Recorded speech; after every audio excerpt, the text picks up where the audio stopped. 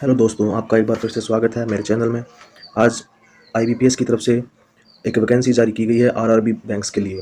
तो वो जो टोटल पोस्ट हैं 8100 के आसपास कुछ पोस्टें हैं, और उन पोस्टों के बारे में जैसे फॉर्म फिल करना है, कैसे करना है, वो पूरी डिटेल आपको हमारे इस वीडियो में देखने को मिलेगी। शुरू से लेकर आखिरी तक के वीडियो को देखिएगा, आपको पता चलेगा कैसे क्या प्रिपेयर करना है, कैसे फॉर्म फिल करना है, सब कुछ इसमें बताया जाएगा। ठीक है, तो स्टार्ट करते हैं। सबसे पहले हम बात करते हैं कि यहाँ पे जो मेन जो डेट है वो आपको याद रखनी है, वो क्या क्या है। तो सबसे पहले आप ये देख लीजिए, ये शेड्यूल है आईबीपीएस की तरफ से जो शेड्यूल बनाया गया है। उस शेड्यूल में आप देखेंगे यहाँ पे, तो यहाँ पे ऑनलाइन रजिस्ट्रेशन फॉर्म है, ये 7 जून से लेकर 27 जून तक भरे जाएंगे। पेमेंट 27 ये सेम रहेगा पेमेंट के लिए भी। जो आपका प्री के लिए जो ट्रेनिंग होगी, अगर पॉसिबल होती है तो उसको पीईटी भी बोलते हैं शॉर्ट में। तो अगर ऐसा होता है तो वो उसके जो कॉल लेटर है वो आपको 9 जुलाई तक आपको मिल जाएगा। और एग्ज़ाम जो होना है आपका, एग्ज़ाम भी अलग अलग तरह से होंगे। जैसे एग्जाम कैसे होंगे वो भी आपको पूरा मैं आगे बताऊंगा, कैसे एग्जाम होगा, कैसे आपको तैयारी करनी है। सबसे पहले बस ये बता देता हूँ, एक ओवरव्यू दे देता हूँ कि ऐसे ऐसे करना है। तो आपका जो एग्जाम होगा वो होगा 18 जुलाई से लेकर 27 जुलाई के बीच में। उसके बाद आपका जो सॉरी ये ट्रेनिंग है, ये ट्रेनिंग के लिए था। कॉल लेटर प्रीलिमिनरी एग्जाम होगा, उसके जो कॉल लेटर हैं यानी कि जो एडमिट कार्ड हैं वो रिलीज हो जाएंगे जुलाई अगस्त में। और एग्जाम फिर आपका होगा, ऑनलाइन एग्जाम होगा। ये आप ध्यान रखेंगे कि ऑनलाइन एग्जाम होगा, उसका रिजल्ट डिक्लेयर कर दिया जाएगा सितंबर में। अगस्त में एग्जाम होगा आपका और सितंबर में आपको उसका रिजल्ट मिल जाएगा। उसके बाद फिर अगर आपका एग्जाम क्लियर हो जाता है, यानी कि प्री अगर आपका क्लियर हो जाता है, तो आप नेक्स्ट स्टेप पे जाएंगे, मेंस में आप चले जाएंगे। वो सितंबर 2022 में होगा, इस साल के बारे में मैं बात कर रहा हूँ। ऑनलाइन एग्जाम होंगे दोनों, चाहे वो मेन है या सिंगल है। यानी कि यहाँ पे क्या है कि 3-4 तरह की पोस्टें हैं। मल्टीपर्पज़ असिस्टेंट है, और ग्रेड 1, 2 और 3 इस तरह से ऑफिसर्स हैं। Officers grade 1, grade 2, grade 3 officer है, वो अलग है। मल्टीपर्पज़ जो असिस्टेंट है, यानी कि जिसको मल्टीटास्किंग एक तरह से होता है, जैसे उसको उसकी एक अलग तरह से है। ठीक है, तो अलग अलग है। तो यहाँ पे देखेंगे कि डिक्लेरेशन ऑफ रिजल्ट के लिए यहाँ पे देखेंगे आप कि मेंस का जो होगा अक्टूबर में होगा रिजल्ट डिक्लेयर। उसके एडमिट कार्ड आप डाउनलोड करेंगे ऑफिसर ग्रेड 1, 2, 3 के लिए नवंबर में। ये इंटरव्यू के लिए है, ध्यान रखना इंटरव्यू के लिए है। अब इंटरव्यू कब कंडक्ट होगा, वो अक्टूबर नवंबर में होगा। और उनको अलॉटमेंट कब कर दिया जाएगा, जनवरी 2023 के आसपास उनको अलॉट कर दिया जाएगा। यानी कि जून से अगर हम हमारा प्रोसेस शुरू करते हैं तो जून से लेकर और जनवरी तक आपको फाइनल अलॉटमेंट यानी कि आपको अपॉइंटमेंट मिल जाएगी। ठीक है, तो चलिए स्टार्ट करते हैं, बिल्कुल स्टार्टिंग से चलते हैं। अब एक एक चीज़ बताऊंगा कैसे क्या करना है। यहाँ पे देखिए, यहाँ सब आपको देखने को मिलेगा। यहाँ पे रिक्रूटमेंट है, ये ऑफिसर स्केल 1, स्केल 2, स्केल 3 और सेकंड है ऑफिस असिस्टेंट मल्टीपर्पज जिसको बोलते हैं। ठीक है, तो यानी कि 4 तरह से हो गए यहाँ पे, स्केल 1, 2, 3 एंड मल्टीपर्पज। तो ये आपको ध्यान रखना है। उसके बाद जो है, जो आपका पेपर होगा ऑफिसर स्केल 1 के लिए और मल्टीपर्पज के लिए, उनका जो होगा, उनके एग्जाम होंगे 2। टीयर 2 यानी कि पहले होगा प्री एग्जाम, अगर प्री आप क्लियर कर लेते हैं तो उसके बाद होगा मेंस एग्जाम। तो मेंस होने के बाद फिर आपको इंटरव्यू के लिए बुलाया जाएगा, इंटरव्यू के लिए आपको कॉल की जाएगी, आप इंटरव्यू देंगे, अपीयर करेंगे उसमें। ठीक है, लेकिन ऑफिसर 2 के लिए और ऑफिसर स्केल 3 के लिए, 2 और 3 के लिए आपको सिर्फ एक ही पेपर देना होगा। उस एक ही पेपर के बाद आप डायरेक्ट आपको इंटरव्यू के लिए कॉल कर दी जाएगी, अगर आप क्वालिफाई करते हैं तो। ठीक है, तो याद रखिएगा, ऑफिसर स्केल 1 और मल्टीपर्पज के लिए आपको 2 एग्जाम देने पड़ेंगे, और स्केल 2 और स्केल 3 के लिए आपको सिर्फ 1 सिंगल एग्जाम, ऑनलाइन एग्जाम देना पड़ेगा। दोनों के दोनों में आपको ऑनलाइन ही एग्जाम देना है, ऑफलाइन आपको एग्जाम नहीं देखने को मिलेगा यहाँ पर। उसके बाद कुछ पॉइंट हैं, कुछ ये हैं, कहाँ कहाँ पे कौन कौन से आरबी रीजनल ऑफिस हैं, बैंक हैं जिन्होंने आपके लिए मांगा है, यानी कि रिक्रूटमेंट जारी की है कि हमें इतने जो है कैंडिडेट चाहिए हैं। वो यहाँ पे नाम है, ये आप पढ़ सकते हैं, कोई इसको पढ़ने की जरूरत नहीं है, आप मेन फोकस करिए। अब एलिजिबिलिटी की बात करते हैं। एलिजिबिलिटी के लिए आप पहले एज कंसीडर कर लेते हैं। ग्रेड 3 जो होगा, ग्रेड 3 सीनियर मैनेजर जो होगा, उसकी एज होनी चाहिए 21 से 40 साल तक, और उसका डेट ऑफ बर्थ यानी कि उसका जो डेट ऑफ बर्थ है वो इनके बीच में होना चाहिए, 3 जून 1982 से 31 मई 2001 के बीच में होना चाहिए। और ये दोनों डेट इंक्लूड होंगी, यानी कि अगर किसी का जन्म 3 तारीख को हुआ तो उसको भी काउंट करेंगे, और अगर 31 को जन्म हुआ है तो उसको भी काउंट करेंगे। तो इसके बीच में उसका जन्म होना चाहिए। सेकंड में आ जाइए, सेकंड में 21 से 32 साल उम्र है, और इसके इन दोनों डेट के बीच में उनका जन्म होना चाहिए। इसके लिए ये स्केल 1 के लिए आ जाता है, 18 से 30 साल उम्र है, इसके बीच में होना चाहिए। और ये 18 से 28 है मल्टीपर्पज़ के लिए, इसमें 1994 से 2004 के बीच में होना चाहिए उसका, 2 जून से 1 जून के बीच में नेक्स्ट ईयर तक। ठीक है, ये हो गया एज की बात। ये हमारा वो आपको सबको, इसमें कुछ ज़्यादा आपको कुछ करना नहीं है। अब बात कर लेते हैं क्वालिफिकेशन की। तो क्वालिफिकेशन के लिए क्या क्या आपके पास होना चाहिए। तो सबसे पहले बात करते हैं मल्टीपर्पज़ के लिए। ऑफिस असिस्टेंट की पोस्ट के लिए अगर आप अप्लाई करते हैं तो आपके पास किसी भी डिसिप्लिन में, यानी कि कोई भी बैचलर डिग्री आपके पास हो, बस वो आपका काम चल जाएगा, आप फॉर्म भर सकते हैं। उसके साथ साथ आपको प्रोफिशिएंसी इन लोकल लैंग्वेज में होना चाहिए। लोकल लैंग्वेज और आपको कंप्यूटर आना चाहिए। लोकल लैंग्वेज का मतलब ये है कि अगर आप मान लो कहीं पे फॉर्म फिल करते हैं रूरल बैंक में, तो वहाँ की जो लोकल लैंग्वेज है वो आपको आनी चाहिए, ताकि आप वहाँ के जो लोकल लोग हैं उनके साथ आप डील कर सकें। ठीक है, इसके एक्सपीरियंस की आवश्यकता नहीं है। सेकंड है हमारा ऑफिसर स्केल 1 असिस्टेंट मैनेजर। इसके लिए भी कोई भी डिग्री आपके पास हो, और प्रेफरेंस में आप डिग्री कौन कौन सी आप ले सकते हैं, agriculture, horticulture, forestry, animal husbandry, veterinary science, agriculture, ये जितनी भी आप पढ़ लीजिएगा इसमें से। ठीक है, इनमें से कोई भी आपके पास हो आप अप्लाई कर सकते हैं। ठीक है, आप स्क्रीनशॉट लेके आप आराम से वीडियो रोक के देख सकते हैं। इसमें भी आपको एक्सपीरियंस की कोई जरूरत नहीं है। लेकिन अब बात करते हैं हम सीनियर स्केल 2 की, यानी कि ऑफिसर स्केल 2 की। यह है ऑफिसर स्केल 2। अब ये जनरल बैंकिंग ऑफिसर और यहाँ पे स्पेशलिस्ट ऑफिसर्स, ठीक है, दोनों में डिफरेंस है, आप ध्यान से समझ लीजिएगा। यहाँ पे कोई भी डिग्री हो आपके पास, 50% मार्क्स मिनिमम होने चाहिए आपको, और इनमें से कोई भी एक डिग्री आपके पास, यानी कि आपके पास ये चीज़ें होनी चाहिए। ठीक है, बैंकिंग हो, फाइनेंस हो, मार्केटिंग, एग्रीकल्चर, हॉर्टिकल्चर, ये सारे जो भी यहाँ पढ़ लीजिएगा, इनमें से कोई भी आपके पास एक हो। और इसके लिए आपको 2 साल का एक्सपीरियंस होना चाहिए बैंक में या कोई भी फाइनेंशियल इंस्टीट्यूशन है उसके अंदर, इस सेम पोस्ट के लिए। ठीक है, इसमें नेक्स्ट हमारा है, इसमें इंफॉर्मेशन टेक्नोलॉजी ऑफिसर आ जाता है। इसमें स्पेशल आपको डिग्री चाहिएगी इलेक्ट्रॉनिक्स में, कम्युनिकेशन में, कंप्यूटर साइंस में, यानी कि एक तरह से आप कहें कि आपके पास बीटेक होना चाहिए। सिंपल सी बात ये है कि ऑफिसर स्केल 2 के लिए आपके पास बीटेक होना चाहिए। और उसके लिए आपको क्या करना चाहिए, आपके पास सर्टिफिकेट होना चाहिए एएसपी का, PHP, C++, ये लैंग्वेजेस हैं, ये VB, VC, OCP कंप्यूटर की लैंग्वेज है, तो आपको कंप्यूटर की लैंग्वेज आनी चाहिए। और उसके लिए आपको 1 साल का एक्सपीरियंस आपके लिए रेलेवेंट रहेगा। उसके बाद CA, चार्टर्ड अकाउंटेंट की बात करते हैं, तो आपके पास CA होना चाहिए, हो सकते हैं लॉ ऑफिसर हो सकता है कोई भी, यानी कि अप्लाई कर सकता है जिसके पास लॉ ऑफिसर है कोई, उसने डिग्री की है कहाँ से, किसी भी यूनिवर्सिटी से, और 50% उसके मार्क्स होने चाहिए। उसको 2 साल का एडवोकेट के तौर पे एक्सपीरियंस होना चाहिए, बैंक में, फाइनेंशियल इंस्टीट्यूशन में और कहीं भी। ठीक है, उसके बाद ट्रेजरी मैनेजर, चार्टर्ड अकाउंटेंट और MBA इन फाइनेंस, उसने कहीं से भी CA किया हो, MBA किया हो, 1 साल का उसके पास एक्सपीरियंस होना चाहिए। मार्केटिंग में उसके पास MBA होनी चाहिए, कोई भी डिग्री MBA की, और उसके पास 1 साल का एक्सपीरियंस होना चाहिए। एग्रीकल्चर ऑफिसर कोई है तो उसके पास डिग्री, इनमें से कोई एक डिग्री हो, और मिनिमम 50% मार्क्स उसके होने चाहिए, और 2 साल की उसके पास एक्सपीरियंस होना चाहिए। मतलब कि ये अगर ये चीज़ें किसी के पास हैं, इन्फॉर्मेशन टेक्नोलॉजी में उसने यानी बीटेक किया है, CA किया है, लॉ ऑफिसर है वो कोई, उसने LLB किया है, ट्रेजरी ऑफिसर में उसने CA किया है, MBA किया है, मार्केटिंग में उसने MBA किया है, एग्रीकल्चर ऑफिसर है वो तो उसने इनमें BA यानी कि BSc इन एग्रीकल्चर किया है, हॉर्टिकल्चर, डेयरी, ऐसा कोई भी वो भी अप्लाई कर सकता है इस पोस्ट के लिए। अब बात आती है ऑफिसर स्केल 3 के लिए, ये सीनियर मैनेजर की बात है। इसके लिए आपको आप किसी भी फील्ड में हैं, आपके पास एक बैचलर डिग्री होनी चाहिए, कम से कम 50% मार्क्स होने चाहिए आपके पास।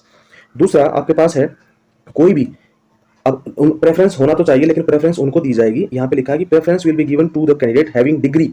अब आपके पास डिग्री कोई भी हो, लेकिन आप फॉर्म भर सकते हैं। लेकिन अगर किसी के पास स्पेशली अगर डिग्री इनमें है, degree diploma in banking, finance, marketing, agriculture, horticulture, forestry, animal husbandry, veterinary science, agriculture engineering, pisciculture, agriculture marketing, corporation, information technology management, law, economics and accountancy यानी कि बीकॉम, एक तरह से हम कहें बीकॉम, और इकोनॉमिक्स आपने पढ़ा है तो आप उसके लिए अप्लाई कर सकते हैं। और आपके पास 5 साल का एक्सपीरियंस होना चाहिए एज ए ऑफिसर।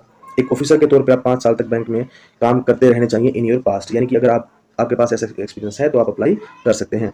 उसके बाद है दूसरी बात, अगर एक बात तो ध्यान रखेंगे कि ये तो होगी, मैंने बता दी बात आपको कि भाई आप कौन कौन अप्लाई कर सकता है, किसके पास क्या क्या डिग्री होनी चाहिए।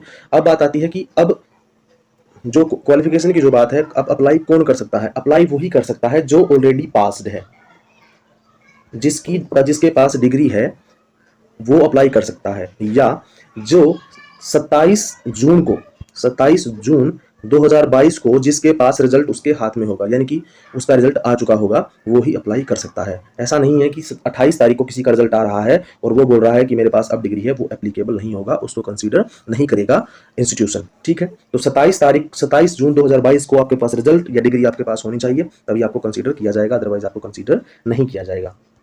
अब बात कर लेते हैं फीस के बारे में। तो फीस स्केल 1, 2 और 3 के लिए SC, ST और PWD उनके लिए रहेगी 175 रुपये, और बाकी सबके लिए 850 रुपये रहेगी। ऑफिस असिस्टेंट और मल्टीपर्पज़ के लिए वही सेम रहेगी, ऐसे ही सेम है। SC, ST, PWD, ex serviceman के लिए होगी आपकी 175 रुपये, और बाकी सबके लिए होगी 850 रुपये। और सभी के सभी ऑनलाइन फीस पेमेंट करेंगे तो बेटर रहेगा, ऑनलाइन ही ली जाएगी। ठीक है,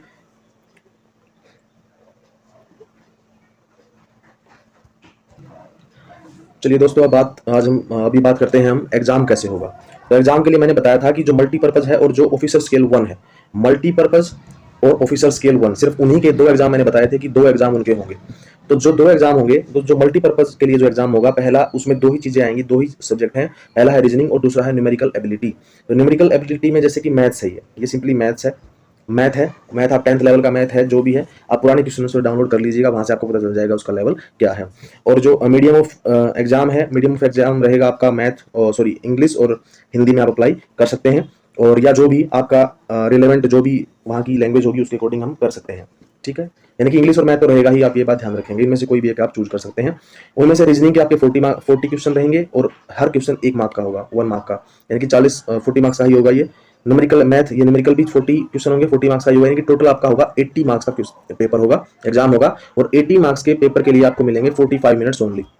तो आपको सिर्फ 45 मिनट में 80 क्वेश्चन करने पड़ेंगे। सेम टू सेम आपका रहेगा ऑफिसर स्केल 1 के लिए, इसमें भी रीजनिंग है, क्वांटिटेटिव एप्टीट्यूड है, ये मैथ से रिलेटेड है ये चीजें। तो सेम टू सेम है, इसमें भी 45 मिनट है, 40 क्वेश्चन होंगे, 40 मार्क्स के, ठीक है। जब आप इंग्लिश को क्लियर कर देंगे, मल्टीपर्पज को आप क्लियर कर देंगे, तो मल्टीपर्पज वालों को मैं बता रहा हूँ अभी क्या करना है।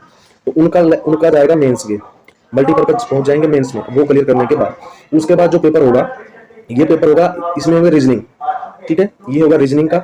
इसमें फिर आएगा कंप्यूटर की नॉलेज, जीके यानी जनरल अवेयरनेस, यानी करंट अफेयर वगैरह आप करेंगे। उसके बाद है,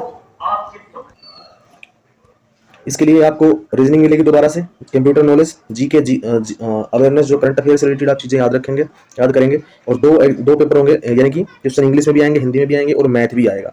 यानी कि यहाँ पे 5 सब्जेक्ट हो गए आपके पास, 6 हो गए वैसे तो, 2 लैंग्वेज के हो गए, एक रीजनिंग, एक कंप्यूटर, एक जीके और एक न्यूमेरिकल एबिलिटी। तो जो लैंग्वेज वाला है वो तो इंग्लिश में रहेगी और हिंदी में रहेगी। ये स्टार का मतलब क्या है? स्टार का मतलब है कि आप हिंदी और इंग्लिश दोनों में से किसी एक को चूज कर सकते हैं। जब आप फॉर्म फिल करेंगे तो उसमें आप मेंशन करेंगे कि आप कौन से मीडियम में एग्जाम देना चाहते हैं।